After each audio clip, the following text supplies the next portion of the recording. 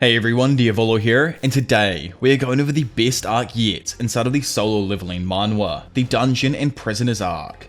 It might just be because the entire solo leveling series is new to me and everything, but each time I start a new arc with this series, I'm drawn in and blown away with how the author has managed to make this seemingly average idea of a character who can level up so damn enthralling. I'm constantly engaged and have to literally hold myself back from continuing and reading the full series before completing it here on the channel. In this arc, we watch as Jinwoo, armed with daggers and an enigmatic skill set, confronts the morally ambiguous landscape of revenge and blood money. The battlefield transforms into a dance of shadows and steel, revealing the protagonist's unprecedented strength and a thirst for growth that transcends the ordinary. But that's not all. In a similar scenario to the previous arc, unforeseen emergencies arise, testing Jinwoo's resilience in a life and death trial, as people's true selves are revealed and the aftermath echoes with the haunting realization that every stride towards strength demands a sacrifice. So, of course, subscribe if you are new around here and hit that like button and push this video to 4,000 likes so that I know you all want more. Kicking things back off inside one of the Korean Hunter Association buildings, an agent reports to Woo Jin-chul the events that happened inside the insect dungeon. According to him, in the C-rank dungeon, 8 hunters were killed in the action, and the only survivors were a D-rank and an E-rank hunter. Woo Jin-chul, looking over the information, thinks that they just ran away. However, his assistant tells him that this isn't the case. Instead, they were able to clear the dungeon themselves. The D-rank Yo Jin-ho's equipment was extremely expensive, so it's possible that a C-rank boss was defeated by him. Still, the giant arachnid shouldn't have been much of a threat to an organised party, so he finds it odd that 8 people died. On top of that, the other survivor was no one other than Hunter Sung Jinwoo from the original Double Dungeon incident. Jin-chul does agree that there seems to be some suspicious parts going on, but they already checked him. The magical strength device used on Jin was a super high class one that drops from A-rank monsters. Plus, awakenings aren't even that common, so there really isn't any need to be suspicious of him once again. However, after hearing that one of the members of the expedition was Hwang Dong-so's older brother, comes to a conclusion that he actually can't ignore this. Back in our boy's apartment, Jin-ah is excited to see her brother getting back home with some food. As they relax in the living room, Jin-ah asks Jinwoo if something good happened, but Jin just replies that he isn't sure if it's good or bad yet. Remaining silent, Jinwoo thinks that he'd like to drink his problems away, but the feeling isn't coming. Seeing the alarm pop up, Jinwoo is notified by the system that a harmful substance has been detected. Passively activating a buff called Cure Poison, the harmful substance is removed and he slowly begins healing. When Jin first completed the Double Dungeon secret quest, his first reward given was the great spellcaster Kandiaru's Blessing. This gifted Jin with a special blessing that meant he would always be healthy and strong during his lifetime. Along with a temporary effect that healed all dismembered limbs, he also gained another permanent effect called Longevity. This effect cures all diseases, poisons, and status effects, plus sleeping will drastically increase his regeneration. Coming to realize something, Jinwoo makes his way to his bedroom and removes Rusaka's venom from his inventory. He thinks that if stat effects are automatically healed, then the item's debuff would also be removed as well. Not dwelling on the thought for too long, Jin slams back a mouthful of the venom. Instantly, a screen appears letting him know that a substance has been detected. Then, just as he thought would happen, Cure Poison activates, cleansing the system. Since the snake's effect of weakened muscles has faded, it means that the other effect of physical damage reduction is still active, giving Jin a 20% damage reduction without any downside. Moments later, Jin-ah pops her head through the door asking if her brother happens to know someone called Jinho, as he's currently calling on the phone. Leaving Jin's apartment and making our way into town, we see Jinwoo meeting up with the previously mentioned Jinho. Beginning to sit down, Jin questions how it was he managed to find his number, to which Jinho explains that he's got a few connections in the association. Telling his boy that he's his savior, Jinwoo replies that he never expected to see him again. However, since he let Jin have all of the crystals and hasn't said a word about him going Itachi mode inside of the dungeon, thinks that it's fine to stick around. Pointing out that those douchebags actually tried to kill them first, he goes on to say that it was merely a fight among hunters. Still under the impression that Jinwoo is a false ranker and a psychopath who enjoys taking the lives of weaker souls, Jinho reminds himself that this isn't someone he should ever become involved with. Cutting his thoughts off though, Jinwoo asks why it was that he requested to meet with him. Getting ready for a proposal of a lifetime, Jinho stares into the eyes of his fellow Korean and tells him that he's currently planning to create a personal attack force.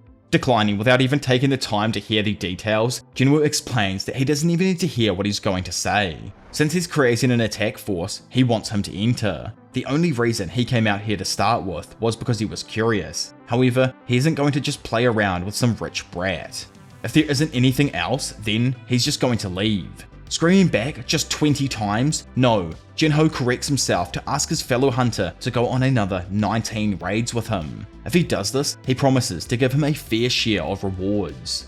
Speaking up, Jinwoo reminds him on the previous raid and how hunters can not only kill monsters, but humans just as easily. Raids aren't just extreme sports. Still, he can't fathom why it is Jinho wants to create an attack force after seeing such a terrifying scene.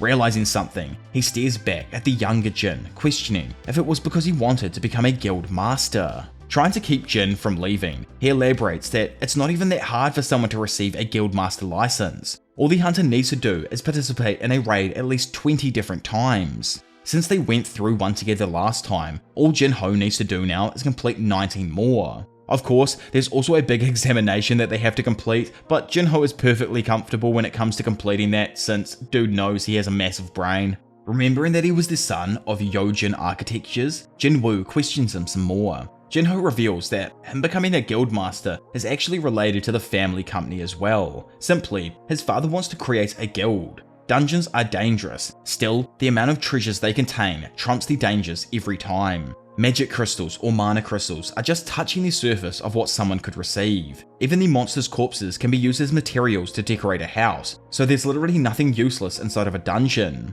Thinking, Jinwoo knows that if the hunters who work at the company complete these dungeons, and the company itself takes the rewards, it could make their entire business self-sufficient. Affirming that he is correct, Jinho explains that his father is planning to employ a S-rank hunter and set him up as the master of the guild. His older brother will then take the role of vice master and operate the guild under the masquerade of contributing. Knowing that only 9 S-rank hunters are in Korea, and if he plans on employing someone who isn't registered in a guild, then it only leaves the recently retired Min Byung-gyu. Jinwoo tells his mate that it's likely friction between the two leaders can't be avoided due to such a large gap in authority being there. Agreeing with this himself, Jinho says that his brother is extremely talented. However, without being reawakened, he probably isn't strong enough for the seat of a guild master. Pointing out his lack of experience and age, Jinwoo asks if he's planning on doing these 20 dungeons to gain some knowledge of dungeons, then consult his father on how everything works, to which he affirms, standing up and screaming out that no matter what, the fact that Jinwoo hides his abilities will be kept a secret with him forever. Still, if he plans to hide his abilities, Jinho thinks that he needs an attack force to enter dungeons. From Jin's perspective, raiding with a low-ranking hunter and safely completing all raids would be a much larger achievement than being carried through them by an S rank. Thinking for a moment, Jinwoo guesses he's at least B rank or maybe even higher than that. He might be an E rank hunter by record, but he dispatched a C rank boss and several C rank hunters without receiving a scratch. If Jinho raids with a bunch of idiots, he could lose his life, but Jinwoo here is seemingly trustworthy to him. He may seem a little messed up in the head, yet he saved him once from a spider and a second time from Hwang Dong-suk. Questioning what it is then he gets out of it, Jinho slides a clipboard across the table. Picking it up slightly confused, Jinwoo is stunned to silence with what he reads in front of him. At a park now, Jinwoo and Jinna are doing warm-ups before jogging. As they run across the park, Jinwoo asks his sister what she would choose to do with 3 billion won. Jinna struggles to answer and says that she'd either deposit it or purchase a house. Questioning why 3 billy, to her the numbers seem a little bit too unrealistic, Jinwoo thinks that it really isn't before boosting off into the distance. Flashing back to the previous night's happenings, Jinho explains that they are currently constructing a building and plan on using it as the guild office. The estimated price is 3 billion, however, it will rise over time. Just clarifying that he'll get ownership of the building if he helps Jinho complete 90 more raids. The young buck then confirms it for Jinwoo. Wondering what he should do now, Jin knows he'd never normally refuse 3 billion, however he literally is different. Even among special cases of the reawakened hunters, he is unique. Since nobody has heard of a hunter that can level up and grow stronger, if Jin is able to continue down this path, it's possible that he could reach S rank, maybe even something stronger than that. If that happens, then 3 billion is absolutely nothing. Coming to a conclusion, Jinwoo says he has one condition. Only him and Jinho will enter the dungeon, no one else will come with. Sweating balls and just needing confirmation, Jinho asks if he means they have to clear the dungeon by themselves. Letting him know he understood what he said perfectly well, Jinho reminds him that they need at least 10 members to even enter a C rank gate. Planning to do what Hwang did previously though, Jinwoo explains that all they need to do is offer up a reward for just filling up the head counts. If they do that, people will surely be lining up. Convincing him even more, he elaborates on how if they fully complete 19 raids after making an attack force, they become an attack force with a 100% safety rating. Surely that will also be helpful when it comes to showing his father his skills. Skipping back to the park now as the alarm blares out, letting him know that he's completed his daily quest, Jinwoo immediately stops running, realizing he overdid it slightly while he was stuck in thought. Bringing up his screen and noticing it weirdly hasn't stopped recording his workout even after completing the initial quest, Jin begins stretching and wondering if he should just fill up the stats as much as possible. 20 minutes later, and with him noticing everything ceases at 200 out of 100, Jin curiously wonders if he could also do the same for running. Seeing his sister finally arrive, our dude then boasts off into the distance, fixated on completing another 10 kilometers. Elsewhere, and back in the good old US of A, we find Dong-so on the phone asking someone to fax him information regarding the 2 dungeon survivors. Entering the room and asking what he's doing up at this hour for, Dong-so instead asks her if it's alright to ask a question. Replying anything, he inquires as to what would happen if he killed someone in Korea. Slightly peeved, she asks if he's serious. When it comes to Korea, they are yet to conclude the Indian Treaty of Criminal Hunters. Since Dong-so is technically from America and not Korea, he will receive a trial in America, and there most likely won't be too many issues regarding government negotiations. Pleased with this intel, Dong turns to face her and remarks that some absolute douchebags killed his brother, and if he doesn't at least catch a glimpse of them, then he won't be satisfied.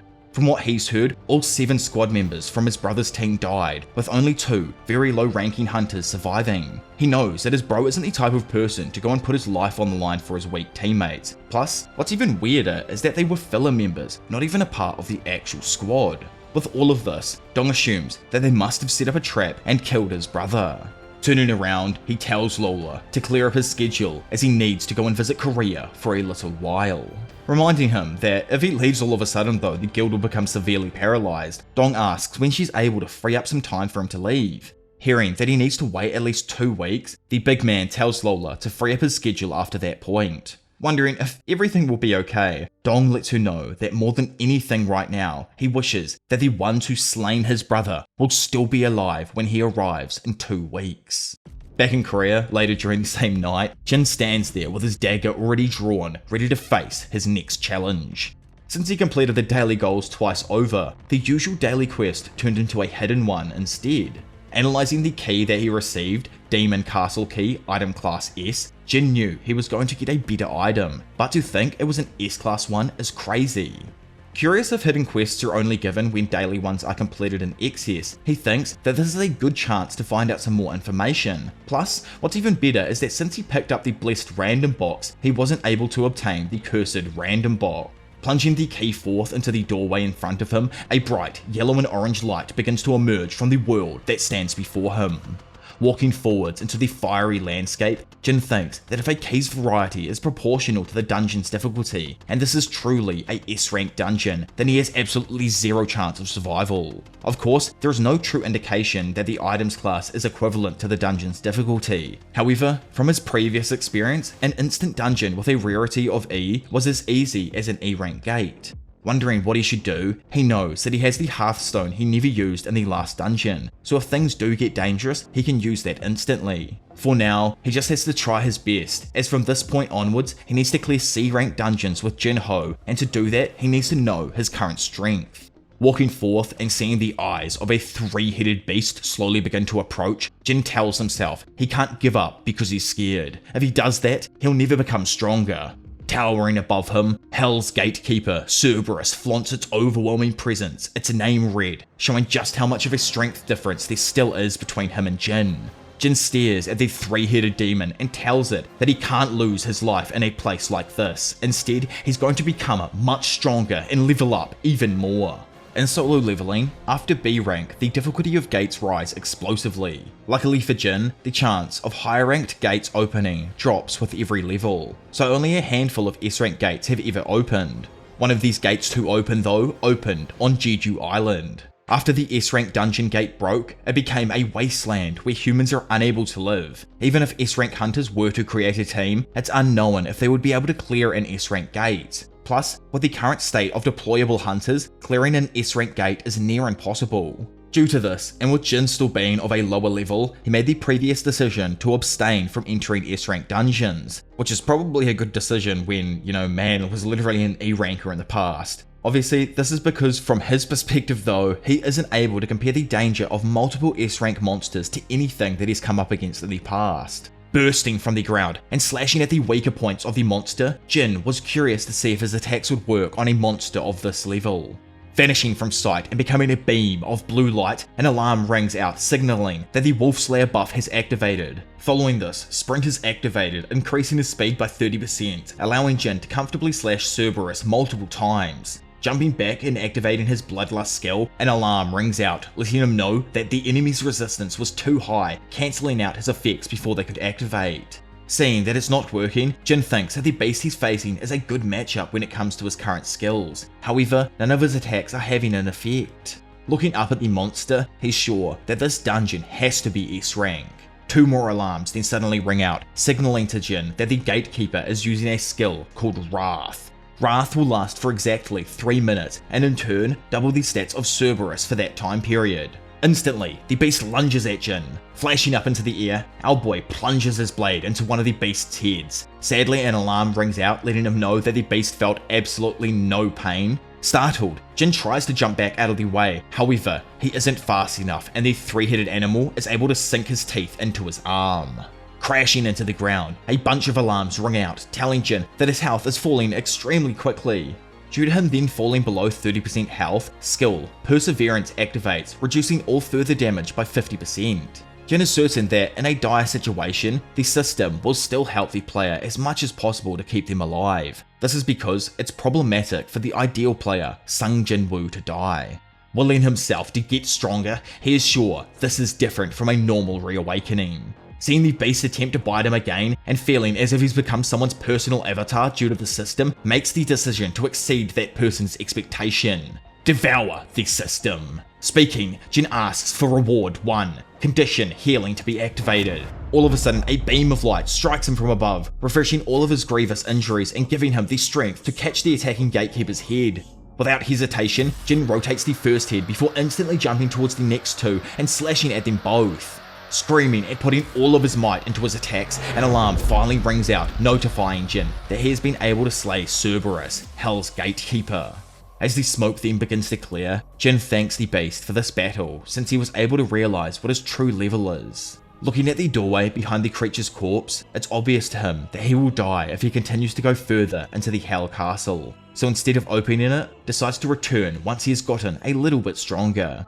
Due to Jin taking out the gatekeeper, he received the Warden's Necklace, a Class A item that gives him plus 20 agility and sense. Along with that, he obtained the castle door key, a key that allows anyone to open the demon castle's door at any time. I'm curious as well, what rank do you currently all think Jin is? Do you think after him beating this creature here, that probably like the creature was, he's A rank? Or do you possibly think he's higher? Or do you possibly think he's lower? I right now 100% think he's around B rank, it just makes sense to me and whatnot. But either way, moving forward. Elsewhere at night, a disheveled man meets with someone from the Hunter Association. The agent inquires as to what job requires this random dude to talk to him, saying that he's heard everything that happens in the dungeon stays in the dungeon. The agent asks what he's implying. Slamming a brimming bag onto the table packed with 20 billion won, he tells him that he's pretty sure the hunter can already understand what he's trying to say. Shaking, he begins to plead with the man to please kill those bastards.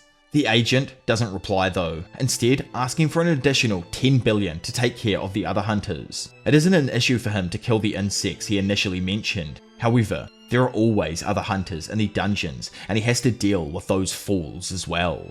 The agent points out that if someone is to become a B rank hunter, they become separated as a high class one and even receive some calls from major guilds. Asking the disheveled man if he knows why he endured starvation and entered the monitoring department of the Hunters Guild, slashing at his own neck with his finger, he tells him that it's a lot more fun to kill real people rather than fake monsters. Elsewhere, a one-armed man fends off a bunch of strikes from another member of the dojang. Dojang, by the way, is just like the Korean version of a dojo. It's just an area where everyone comes and does their martial arts.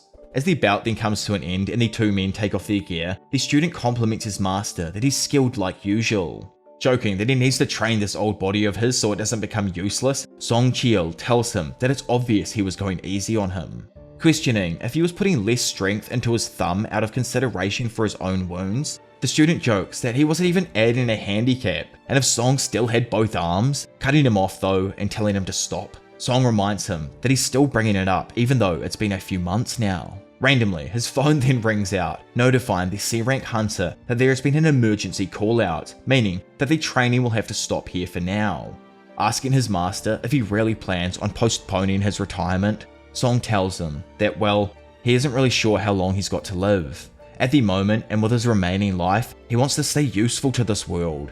It's already surprising to him that an S-rank hunter wants to be taught the way of the sword by a low rank like him.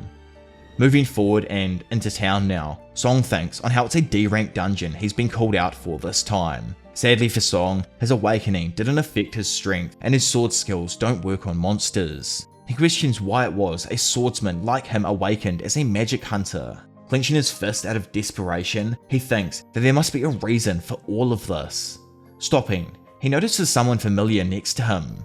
Walking over to him, a surprised Song asks if he happens to be Mr. Sung Jinwoo. Realizing that it was indeed him, the old dog tells Jin that he didn't recognize him at all and the entire trace of his old self has completely vanished. Unable to believe how much he has changed, he asks what happened to him. Beating himself up though for asking such a stupid question, Song looks down and is immediately stunned to see his torn leg now fully healed. Explaining that when he came to his senses, everything was fine for him. Jin tells Song he isn't really even sure what happened, even though, man totally knows it was about the blessings he received. Slapping him on the shoulder though, while happily exclaiming that it's good a young man like himself didn't become disabled, he tells Jin to not worry about his arm. To be honest, he's lucky to have even kept his life with the few skills he had. Funnily enough, Song even heard the rumors that Jin was safe, but he still isn't fully able to believe it after seeing him with his own eyes. Standing there, Jin asks if Song is also joining the raid because of the guild's orders, to, what she affirms. Making their way past the no entry tape, the duo spot another 3 members getting ready for the dungeon. Laughing at the ridiculousness of it, in front of them, Song can see that all members from the double dungeon have shown up for this raid. Noticing Jinwoo, tears form in Juhi's eyes and she calls out to him. Surprised to see her himself, Jinwoo also points out that the traitor, Mr. Kim Sang-shik, is here. Song also guesses that Kim probably isn't the happiest to see them, especially after he pointed a blade at him with the intention of using Song as a sacrifice. Telling himself that he also has no right to speak because he left Jin behind in the end, he remarks that he originally never thought the scenario would happen. They all returned from the double dungeon alive. As her tears begin to run down her face, Juhi asks if it's really him. It's just, he's changed so much she can barely recognize him now. Replying, he's a bit late in regards to obviously meeting up with her again, Juhi says she looked for him everywhere, so why is it now that he's showing up? Why has he grown so much? Plus, his leg should be in a horrible condition, and it isn't. Confused, she asks what in the world happened. Cutting them off though, a random van pulls up and a man dressed in orange overalls begins making fun of the sexual tension between Juhi and Jin. Cackling like a deranged muppet, he questions if the hunters date each other these days. Telling him to shut up though, the previous agent from the monitoring section of the Hunter Association tells him that this isn't a damn picnic. Walking forward and smirking as he passes Juhi, the criminal asks her to take care of them today. Confused with the criminals showing up, Cheol questions what's going on here. Sneaking his way over, the agent's assistant nervously asks if they happen to be Jinwoo and Song before beginning to go over the raid procedure. Cutting him off though to get confirmation on what exactly is happening here, the little man begins to explain that those men are rehabilitators that will join them with the raid. Enraged over the fact that he has to go raiding with criminals, the assistant reminds Song that even if they are criminals now, they were once hunters in the past. He should know that it's not rare for hunters who committed crimes to serve time in dungeons to reduce their sentences. Slapping his face in anguish, the assistant continues telling Song that this is only due to the significantly lowered numbers of hunters in the area, so they've had to resort to these sort of measures. Also, he isn't a need to worry, as the monitoring department's hunter, Kang Tae-shik, will be joining them in the raid. The criminals themselves are actually all C rank, whereas hunter Kang Tae is B rank. For the criminals to even have a chance in taking him down, they'd need at least 10 C-rank hunters to take part in the dungeon to even be able to land a scratch. Remarking that something just doesn't feel right about this, Jinwoo asks Joo-hee to please drop out of the raid, making her question what he's going on about. Glancing at her, Jin remarks that he's going. Replying instantly, she says that, well, she's going too then. Looking around at everyone and seeing the criminals begin to enter the gate or head over towards that direction, Song can't believe that he has to go and raid with this lot of weirdos. Walking forth himself, he feels like this is probably just fate though, guiding him forwards once more to the dungeon. Unlocking the prisoner's handcuffs, one of them asks if it's fine for him to treat them like slaves. Telling him to shut up once again, he leaves the criminals and walks up to Song and Jin while introducing himself. Knowing that they heard the explanation from his assistant, Kang tells them to not worry about the criminals since he can keep an eye on them. Wondering who will lead the raid, Song offers up his leadership once again. Turning back to Jinwoo, he double checks to make sure he's okay with him being the leader again, to which Jin affirms. Bowing down, he thanks him for giving him another chance. If it was his fault that 11 people died, then it was thanks to Jin that 6 people managed to survive. Song's responsibility was the greatest when it came to not being able to protect everyone. He bows now, not to apologize, but to thank him in place of all of the hunters who survived. Asking Song to raise his head, the old dog then yells out to Kim, making sure he has no complaints if he's the one who leads the raid. Looking utterly broken like dude's seen a ghost or something, Kim just walks forward telling Song to do whatever he wants. Flashing inside of the dungeon, one of the prisoners goes absolutely NATO and pummels one of the goblins into the floor. Another slices one in two while recommending that the creatures attack them in packs for a better chance of killing them. Song, having watched them all turn into beasts, can't seem to tell who's the monster and who's human. Sensing something behind him, he turns around and sparks up his light magic before incinerating an attacking goblin. Instantly, 2 more try and attack the one-armed man from another angle. Predicting this, he quickly pulls his hand up to his face and annihilates the fodder creatures. Turning to Kim, he asks if it's fine for a swordsman's swing to be as weak as his, making Kim remark that Song always seems to act like the leader. Saying that they should all be positive, Song points out the fact that all of the survivors from the incident are now reunited. Even Jin has managed to improve a lot. Wondering where he got such a good dagger from, he jokes that it's strange to see the bare-handed Jin wielding a blade now. Joo-hee even points out that she didn't need to heal him at all and asks if he's sure he didn't train some martial arts while he was gone or something. Saying that he's just started doing some daily exercises, Song examines him and thinks that he initially said this all as a joke, but it's obvious to them all he's changed a lot from the Jinwoo they used to know. Not only his appearance has changed, but his aura is completely different. In the past, Jin used to have a hopeless disposition about him, but now he has a relaxed sense to him as if he's truly blossomed into a proper man. On the other hand, Joo-hee seems afraid. For one to be afraid of mere goblins in this dungeon is almost laughable. Sadly, her trauma from the first dungeon still runs deep. It's sad, but Song thinks if she continues down this path, then she'll have to retire extremely soon. Suddenly, the group all comes to a stop as the city dungeon branches off into 3 different sections. Kang proposes that since the difficulty of the dungeon is super low, they should split up into groups and search each tunnel. If they do this, the danger might increase, however, the time to clear the dungeon will also significantly decrease. Agreeing with him to split up, Kang lets Song know that he'll bring the criminals down the rightmost path, so if by chance he happens to find the boss first, he can quickly come and run over to them. Examining the tunnels in front of him and seeing a blue flame appear inside of the leftmost tunnel, Jin speaks up and asks Song to come down the left one with him. After a short moment where both Jin and Kang's eyes meet, their designated groups all make their way down the tunnels.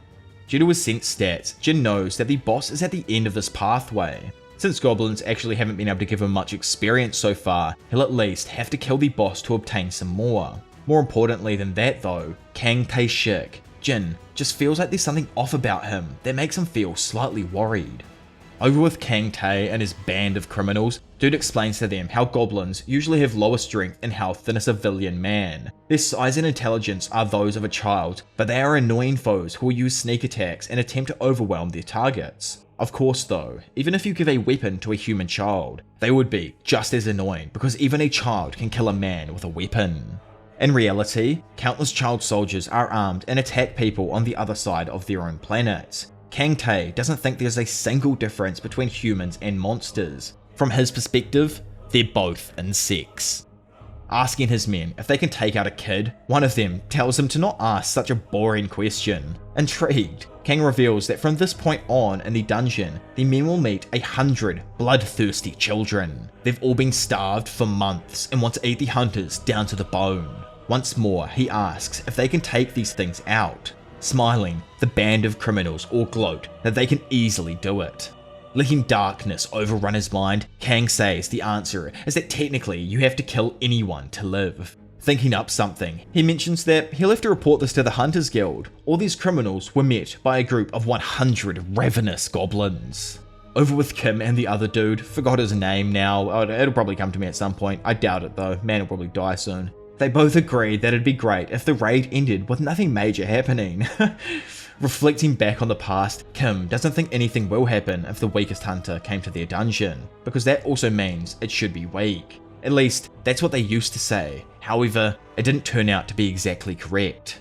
Coming to a decision of his own, Kim stops in his tracks and says that after this raid, he's going to bow to Jin and apologize for what happened.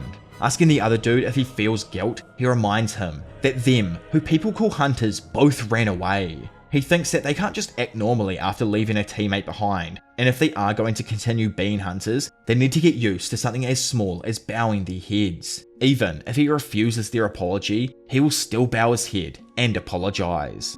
Saying that they should, probably go now, the duo then end up making their way to the end of their own tunnel. Wondering if the others all finished up their tunnels and left, Kim rounds the corner, only to be stunned with whatever it is he's witnessing. Moments earlier, and stuck in his own thoughts, Kang Tae wonders if he slightly overdid it. The job was to kill them with as much pain inflicted as possible. Well, either way, he thinks that the entire experience was good fun, so it's not like he can do much about it. After all, they're telling him to kill them all quickly. Rounding the corner, Kim then sees a violent scene. Kang Tae having slain 2 of the criminals, with the third being held tightly in his grip. Asking what the hell the other hunters are doing here, Kang starts removing his dagger while assuming that the paths must have ended up connecting somehow. Silencing the last criminal, he confirms to himself that the boss's room is down the leftmost tunnel, meaning he doesn't need to roam around aimlessly after he's done here. Readying his blade, Kang tells Kim and the fellow hunter that his schedule has slightly changed. Skipping over to Jinwoo, Dude's head snaps in the other direction as he hears a bunch of screams coming from a nearby tunnel. Feeling the killing intent, he and Song make the decision to head back and find out what's going on. Leaving their tunnel and quickly going down the far right one, the group rush to whatever lays ahead. Noticing something out of the corner of his eye, Jin instantly throws out his hand to the left, blocking the sneak attack that Kang Tae had set up. Asking him what the hell he's up to, the B-rank hunter jumps back and commends Jin for his sharp senses and being able to stop the attack. He explains that his orders weren't to get into fights with the others, but it looked like the B-rank healer was going to be an issue, so he purposefully aimed to take her out first. However, once again he needs to change his damn plans. Questioning what he's doing, Kang tells Juhee that he's going to slay them all, just like the fodder losers all laid out around him. Screaming out, Song asks why it is a guild member is doing all of this. Glancing behind them, Jin suddenly notices something on the floor. Stuck in thought and laying there on the ground, a man thinks to himself about all of the times his wife has tried to stop him from continuing work as a hunter. All of the times his children have asked him if he was truly a hunter, and how all of the kids at school ask about what he does. This man was only 1 out of 5,000, someone who awakened and received a rank higher than E. Many people's lives rest on his shoulders. Even though he's a hunter though, he knows that at the end of the day, he's just a husband to his wife and a father to his kids. So, making the decision, Kim states that he cannot die today, nor tomorrow. Sitting in a pool of blood and unable to even move, he says that he cannot die here. Looking as if he's seen a ghost, Jin asks if he's okay before quickly realizing the gravity of the situation and getting Joo-hee to begin healing him. Starting the healing process, Kim tells him that they can't save him anyway. It's actually better if they stopped, as sadly he's just lost too much blood and there's no possible way of recovery now. Screaming out that he has to live, Jin reminds him that he said he needs to live for his family no matter what. He also needs to live so that Jin can hate him for what he's done. Looking up at Jin, Kim apologizes for everything that he did in the double dungeon. Sadly, he explains that he never really wanted to apologize like this. He wanted to apologize like Song, with his head bowed down. Yet, if he was to put his head down in this moment, he'd die. Taking his final breath, Kim gasps, gathering as much strength as he can muster before smiling and telling Jinwoo that he is sorry for what happened. Really, really sorry. Dropping his head down, having left the mortal realm, Jin can't help but feel overwhelmed by this entire situation. Fixating his violence towards a specific man though, he questions what exactly Kang Tae did to Mr. Kim. Replying that, he doesn't even know, it was probably some monsters. Kang goes on a rant about how sometimes people get overrun by the monsters. To him, it's as if it was a natural catastrophe. In fact, he just thought of a fantastic story on the spot. It was initially a massacre story that involved goblins overrunning everyone, but now he's guessing he should change it up a little bit. The story now consists of the criminals who broke free and tried to escape. After they then killed all of the remaining members of the raid, they tried to take out Kang, who was at that time busy fighting the boss. Sadly for the criminals, Big Kang Tae was far too much and managed to overwhelm them, making him the lone survivor of the dungeon. He asks the others what they all think about his story and if the outside world would believe its authenticity. Getting annoyed, Jin calls him out. However, Song stops his boy and lets him know that he's not someone he'd be able to beat. Instead, he will do it himself. Song knows that he's a B rank, so it's unlikely he'll even be able to land a magic blast. Plus, dude's an assassin type, meaning that Song is completely outclassed speed-wise. Plus, he's an old man as well, he's not exactly spry in age anymore. Picking up Kim's sword, man's sword comes in handy more than bloody he did. Oh, rest in peace, Kang. Either way. Picking up Kim's sword, Song assumes Kang probably has a weak defense. If he can make an opening with the blade, who knows what might happen if he can spark him with a shot from his magic. Joking that it's been a while since he used the blade, Song asks for Joo-hee to grant him a physical strength buff. Instantly, she complies, lighting the old dog up with an aura of yellow light. Smirking, Kang Tae asks what the hell a magician is doing wielding a blade. Song replies that he knows physical strength buffs on a magician are pretty damn useless, but for now, he's willing to try it. Pointing his blade forth, Song gets ready to face down the drastically stronger foe as his true self, a swordsman. Since Song is a magician, he's aware he needs to watch his enemy's strength, stamina, and agility extremely close here. Even if he is protected by Joo-hee, it's like installing an engine on a bike and pedaling as quickly as possible. It's pretty damn hard. It's kind of like a downhill race. If he doesn't control his speed and take the time to dodge when he needs, then he will probably die. Lunging at Song, Kang strikes at him with his dagger, however he manages to easily block. Glaring down, the B-ranker knows magicians are at a disadvantage when it comes to fighting assassins, so it's probably a good idea he picked up that blade from just before. In the end though, he's still just a magician. If Song's physical rank wasn't even able to reach that of a D ranker, Kang Tae proposes that holding the blade won't even make a difference here. Reversing the situation, Jin is stunned as he watches Song flick the dagger away before slicing straight through the B rank hunter. Quickly appearing on the other side of the room, Kang Tae applauds his movements and asks if he has perhaps practiced in the past with a blade. You guys have no idea how hard perhaps practiced in the past was. For some reason, that was like a tongue twister of tongue twisters to get out. Oh my god.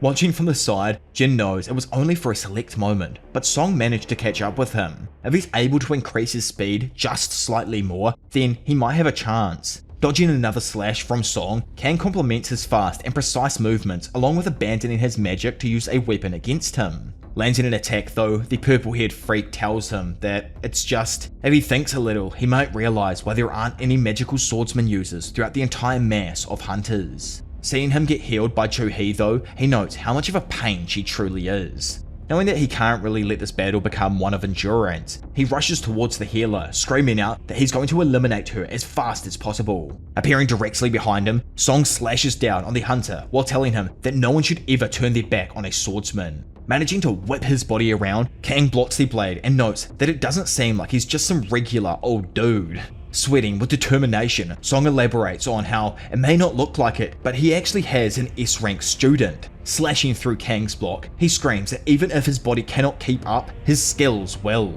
Vanishing from sight and instantly appearing behind the C-rank hunter, Kang Tae tells him that there's always a limit to one's strength. Asking if he truly believed a magician would be able to keep up with an assassin's speed, he slashes at Song, who just barely manages to block. Turning into a ray of blue light, the B-ranker darts around the room, slicing at multiple different spots on Song's body and leaving him screaming out in pain. Slowing his movements down, Kang Tae says that if it was anyone else, then he probably would have won here, but B-rank is far too superior to his own. Seeing Song drop down in pain, Joo-hee runs up behind. However, the old man chucks his hand up, getting her to stop. Gleeful over his apparent victory, the B-ranker asks if he finally realizes it's all futile. Raising his hand to end the man's life, he promises to kill him painlessly in return. Without hesitation, Song then glances up before activating a magical circle from his hand below. All of a sudden, a large ball of light forms around Kang Tae that quickly erupts into a tornado of fire, destroying everything within that vicinity. Looking forwards and wondering if his attack worked, Song's hope is slaughtered as the B-rank hunter appears to his left and begins going over exactly what he did in order to lay the trap. Suspecting that this here may be his final moment, Song has the freak tell him to die. However, just before his attack lands, a sneaky man blocks the attack from out of nowhere. Diving in behind Song and protecting him, Jin's presence enrages the hunter as he questions what the hell he's doing here. Asking who he is and what his rank is, Sung Jinwoo introduces himself as the E-rank hunter that he currently is. Jumping back to create some space between their two groups, Kang Tae doesn't actually think that it's possible he's that lowly ranked. If he's a power type, then unleashing all of his strength in one go might have allowed him to block the attack. However, after seeing his reaction speed, he knows that he isn't normal. Since he's managed to block 2 of his attacks, he asks if he might be an assassin type, but quickly shoots that down. Instead, he knows that Jin has been hiding his true strength. Not as a fake ranker, that from his perspective doesn't work, since it seems like Jin's known the others for a long time. Plus, fake rankers wouldn't let anybody live if they saw their true power. So to him, the only answer is that Jinwoo has been reawakened. Observing the surprised reactions of his opponent, Kang inquires if it's because he has only recently reawakened. Receiving no answer, he dismisses the question and puts it aside, bringing out his other dagger instead. Fully prepared, he gears up to impart a lesson to Jinwoo as his true superior. Unconcerned, Jinwoo sternly asks the hunter why he did this, specifically referring to killing all of the prisoners along with the other 2 hunters. Confirming that Jinwoo meant everything so far, Kang Tae clarifies and lightens up slightly as he explains that he was paid 2 billion won, which is a lie, I swear it said 20 billion before, plus another 10 billion, but it says 1 billion here now, which is so confusing to me. Either way, won to kill one of the prisoners responsible for traumatizing a man's daughter. The daughter's suffering led to her taking her own life sadly, and the mother is still hospitalized, unable to overcome that trauma, which is honestly pretty damn sad. After learning that the man is now unable to sleep, Kang promised to deliver a service worthy of a 3 or 30 billion won payment. We're not exactly sure here, boys. The revelation sheds light on the motives behind Kang's true actions here, adding complexity to the moral landscape of the story. Obviously, at the end of the day, I think Kang Tae is just a little bit of a nutcase and he really enjoys just taking people out. Like, that seems to be his thing. In the room now though, Kang weirdly offers the trio a way out, saying that if they promise to not speak of today's incident, he'll let them all go. Uncertain as to why he's offering this to them now, Jinwoo points out that the man's expression tells him a completely different story. Vanishing from sight once again, Kang appears right in front of Jin and slashes at him. However, Jin effortlessly blocks the strike. Looking down on the E-ranker, Kang taunts him, stating that it's pretty pitiful how all of them will die alongside those insects. In a calm and assertive response, Jinwoo calls him pretty damn pitiful as well, revealing that it's Kang, not him, who's actually going to die soon. Slashing away while stuck in their duel, Kang says that he doesn't exactly know how many ranks he rose since E rank, but this won't be as easy as he thinks. Seeing his opening, Jinwoo slashes forth, but sadly misses as Kang Tae appears nearby, mocking how slow his attack was. Stating that he's pretty fast himself, both of the hunters then vanish from light and take on forms of light as they move at such a fast pace. Song wonders how it's even possible they're moving this fast, and that the Sung Jinwoo he once knew no longer exists. Back in the bout, Kang Tae jokes that this is much to work for only 3 billion won. He never expected to meet a hunter of this level in a simple D-rank dungeon. Since both of them realize that they're moving at the same speeds now, Kang questions if this is his fastest speed. Thinking he might be falling behind, Joo-hee activates her magic, empowering Jinwoo with an aura of glowing light energy. Activating haste and burn booster, Kang Tae remarks that he can't play around anymore. Picking up the speed, both hunters clash in an array of blue light that seemingly bounces back and forth off each wall, never ceasing. Kang Tae assumes that even if they have similar specs and skills, the difference in their experience is too vast, and that simple fact will lead to Jinwoo's defeat. Remarking that if he's going to protect his healer, he needs to do it correctly, Kang Tae biffs one of his blades towards the stunned Joo-hee. In a flash, Song appears in front and manages to deflect the blade, saving our girl. Having fallen for his trap though, Jinwoo glances back at Kang Tae as he unleashes a bunch of slashes that directly hit his opponent. Noticing that not a single drop of blood fell though, Kang compliments Jin's extreme durability. Speaking up himself, Jinwoo asks if it's possible that he lower his killing intent. You see, this thing is just so damn sensitive, and it activated on its own again. Like last time, the emergency quest Extermination has activated. If Jinwoo does not kill the one player that stands before him, then his own heart will cease to beat. Pulling his dagger up to his face and stating that he's coming, Kang Tae gets confused as he's sure that he currently holds the strength advantage, so he can't seem to figure out what in the world Jin's thinking. Thankful for the system for once, Jin acknowledges that it allows him to somewhat distance himself from what he has to do to this creep. In a flash, both of them vanish from where they were standing and clash blades, sending a pulse of wind and sparks throughout the room. Recognizing Jin's specialization in daggers, agility, and close-range assassination attempts, Kang points out that he is a great counter to Jin. In response, Jin remarks that he is indeed learning a lot from this battle, including the fact that talkative people in battle are generally trash. Lowering his head and activating his skill Sprint, Jinwoo vanishes from sight, sending rocks flying everywhere as he increases his speed by 30%. Realizing the increased speed of his opponent, Kang throws up his daggers to block, but Jin manages to break through his defenses. Flabbergasted, the B-rank hunter questions if Jin also uses skills in battle, acknowledging the heightened prowess displayed by his opponent. Randomly, a cut then appears on the side of Kang's face, causing all of Jin's effects to land and stop the hunter in his tracks. Knowing it was the dagger that applied some interesting effects, the B-rank hunter flexes his aura, easily dispelling all of the stuff weighing him down. Turning to Jin and beginning to phase into the environment around him, Kang starts showing off one of his own skills. Confused because he's unable to sense his target's presence, Jin quickly manages to throw up his dagger, blocking an attack that came from seemingly nowhere. Complementing Jinwoo's ability to block even though he was hiding his presence, Kang Tae begins to elaborate on the main skill he uses. Stealth. This ability allows him to erase his shape, smell, sound, and even aura. Only a minuscule amount of assassins even earn this rare skill. That being said, no one in the Hunter Association actually knows he has the skill Stealth. The reason being, no one has ever survived after seeing the skill of his used in battle. Darting past Jinwoo, Kang Tae slashes the tendon at the bottom of his left leg. Seeing Joo-hee screaming out for the wounded hunter, Kang notes that she'd be able to heal him quickly if it was directly, but at this range, only basic healing spells would work. Half reappearing, the freak looks towards the others and tells them to shut up and stay where they are. After he finishes with Jin here, he will then see to the other weaklings. Not moving now, Song knows that if this keeps going, Jin's stamina will run out. He can't currently help in battle itself, however, he needs to try and figure out a way to buy enough time to get Jin healed. Mocking him now, Kang asks if Jin can even withstand any more attacks since his body is so frail. Plus, even if he can stand up, he won't have the speed he used to have. Glaring back, Jin just tells the Fiend that he talks too much. Activating status recovery, our boy is quickly enveloped in an array of yellow flares and sparkles that stun absolutely everyone else in the room. Kang instantly starts rethinking his previous analysis. Initially he assumed that Jin was an assassin type, yet an offensive class hunter with healing spells actually seems to be standing in front of him right now.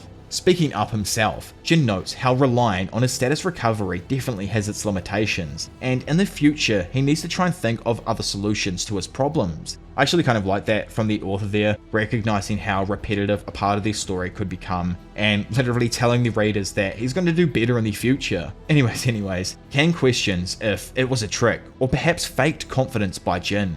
Not being able to tell exactly how many times he could use the spell, he comes to the conclusion that Jin is extremely dangerous. Covered by the shadows, Jin glances at his opponent and simultaneously feels another emotion of his die, stating that even anger itself is a waste on people like Kang. The B-rank deviant rushes Jin down once more. Seeing through his stealth skill, Jin slashed back, aiming directly for the hunter. However, he just managed to dodge and jump back out of the way.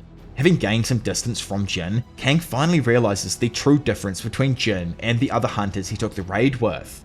Smirking, like the crazed gooner he is, he states that it's because Jin's killed before, isn't it? There are many ways of life and death. The determination to change one's destiny, even at the cost of their own life. Kang is able to tell that Jinwoo was forced to make an insanely difficult decision in a very short period of time. In turn, it looks like his appearance wasn't the only part of him that took a drastic change. Speaking out loud, he explains that such unexpected power increases, like in an awakening, will certainly change the rules of their society. New exclusive rules are always created for hunters, but he thinks there isn't a need to be shackled by laws or morals. Instead, from his perspective, the words of the strong are the law, and for this very reason, he is going to unleash his full power. Atomizing into nothing but a wave of forceful air, Kang Tae bombards Jin with a plethora of strikes from a variety of different angles. However, our boy easily blocks every single one of them. Grimacing with the reality of the situation, Kang figures out exactly how he managed to see through his stealth skill. Stealth will hide someone's presence when activated, but when Kang tries to attack with a high bloodlust, his presence is exposed for a fraction of a second. He knows that Jin's waiting for this moment to strike, yet there really isn't any way that Jin would be able to know where he was going to strike from. Needing to break the flow that he's falling into, Kang looks ahead at Jinwoo, who's now completely shrouded in shadow. Activating skill, Bloodlust, and staring down his opponent, a wave of dark energy rushes throughout the room, frightening his intended target, who all of a sudden begins running through a shadowy-like substance. Wondering what the hell this is, Kang looks up to see that the darkness that covers his eyes and the room is coming from the menacing shadow that towers in front of him. Unable to sense death approaching, Jinwoo plunges his fang into the chest of Kang Tae-suk and looks down on him as he collapses to the floor below. He who fights with monsters should look to it that he himself does not become a monster. Hunters are those who witness countless deaths as well as take lives themselves. This is obviously because it's usually a life or death situation. They not only fight against monsters, but amongst themselves as well. Kang elaborates that they already were perfect killing machines. One wouldn't lump hunters and ordinary humans into the same category. He will now die here because he lost. Wanting to ask one final question though, he asks what Jin is. An assassin class with healing magic and debuff abilities, he's never heard of anything like it. Replying that he isn't quite sure either, Kang jokes that himself being a babblemouth might be a detriment, but having a lot of secrets isn't that great either. Getting weaker and closer to the end, both of Jin's bleed and paralysis effects start taking a hold of Kang Tae. Continuing to speak either way, he tells him that he won't be able to hide his new skills now that he's killed him. Still not replying, Jinwoo just stands there looking down at the fading hunter below him. Finally speaking up and proposing the idea that he's a hunter who grows stronger from each fight, he asks Kang how strong he thinks he could eventually get. Kind of stunned with what he's just heard, Kang tells Jin that his shadow is connected to the darkness behind him. In turn, he will become as strong as his shadow's depth in the dark. Following this, Jinwoo completes his emergency quest and receives a new reward, 5 stat points.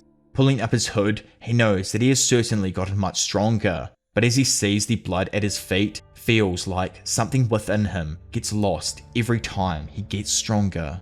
Coming up behind him, Juhee thanks Jinwoo for saving him once again, and Song jokes that they would have died if he wasn't here as well. Juhee questions what they should do now, wondering if they should leave and report it to the guild. Jin, however, points out that first they need to close the dungeon gate, blowing Song away, who still hasn't 100% come to grasps with Jin's new strength. Moving over to Kang Tae and removing the dagger that was still there, he notices a small, glowing light from his chest. Pulling it out, an alarm rings, letting him know that he has received the Stealth Rune. To use this skill, all Jin has to do is break the stone and it will become his. This makes him question if he's able to obtain multiple different skills after taking the lives of people, which is kind of messed up if you think about it. Over the other side of the room, Song yells out saying that they're going to head out and report it to the guild, but will wait for him outside.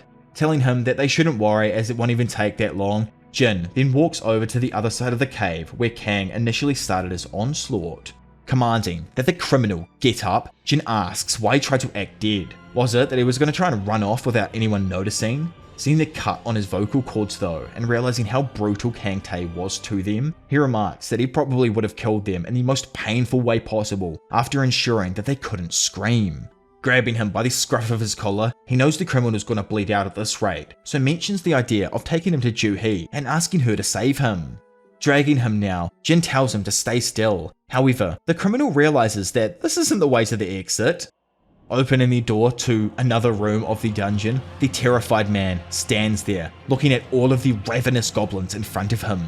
Speaking up from behind, Jin asks if he remembers all of the names of his victims before calling him trash beyond that of Kang Tae-shik. For Jin, there is no way he'd ever take a monster like this criminal back outside. Dribbling, staring, and ready to devour their prey, all of the bloodlusted goblins rush forth and completely destroy the disgusting criminal. Following this, a silent wail echoed throughout the distance of the cave. Recapping the fight, Jinwoo remarks that defeating the hobgoblin boss wasn't too damn difficult at all. Then, after finally leaving the dungeon, Mr. Song and Juhee explained exactly what happened to the guild employee. After the employee realized the situation was massive and out of her control, she called her superiors to come to the scene. Arriving at the scene now, Woo Jin-chul asks his assistant how many minutes have passed since the dungeon was cleared. Hearing that it's been about 40 minutes, Woo understands he has around 20 minutes left before the gate closes and commands the assistant to go inside and recover as many bodies as possible within 8 minutes, then return back. Walking forth towards the survivors, he questions if they still manage to clear the dungeons themselves, to which the young lady confirms.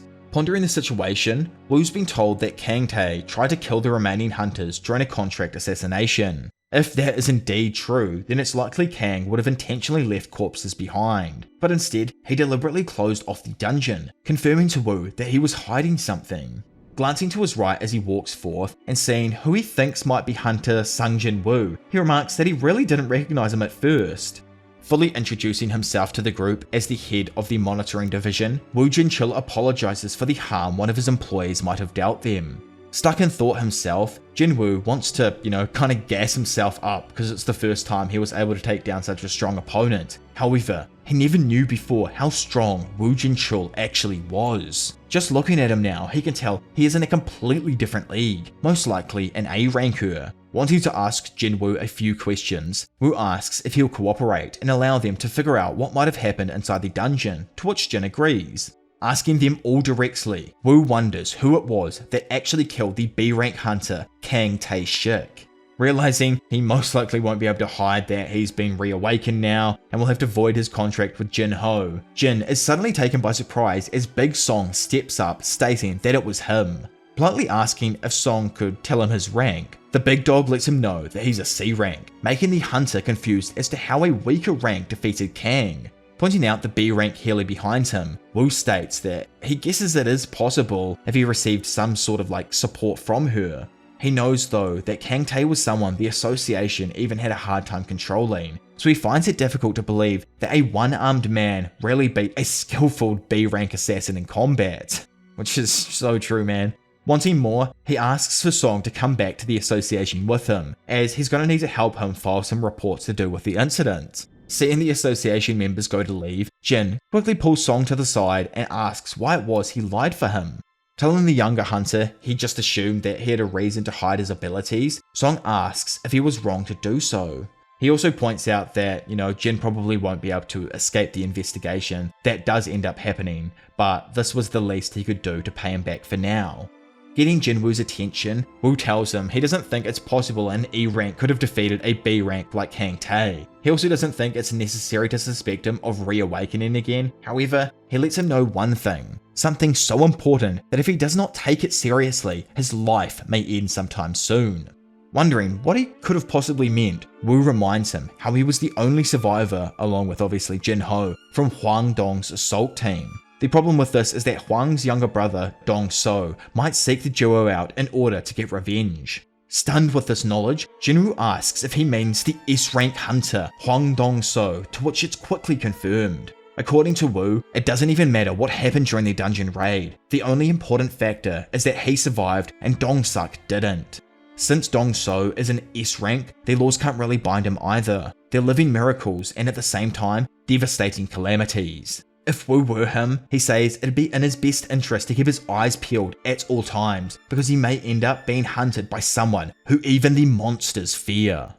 3 hours later, after the incident involving the murder of Kang Tae-shik took place, the gold company CEO ended up turning himself in, justifying the actions taken by the association. A few moments later, and as the petals begin to fall around her, Joo-hee pulls out the original E-rank crystal Jin gave her and asks if he happens to remember this.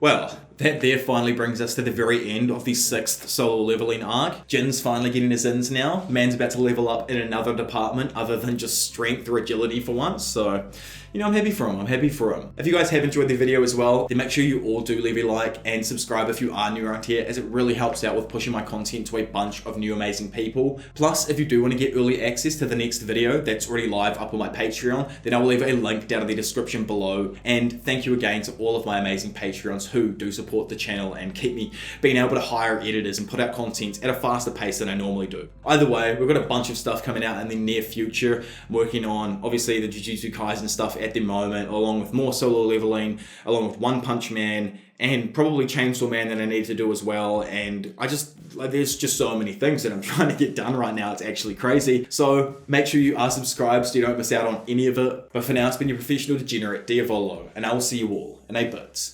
Bye. What am I doing? Why am I backwards?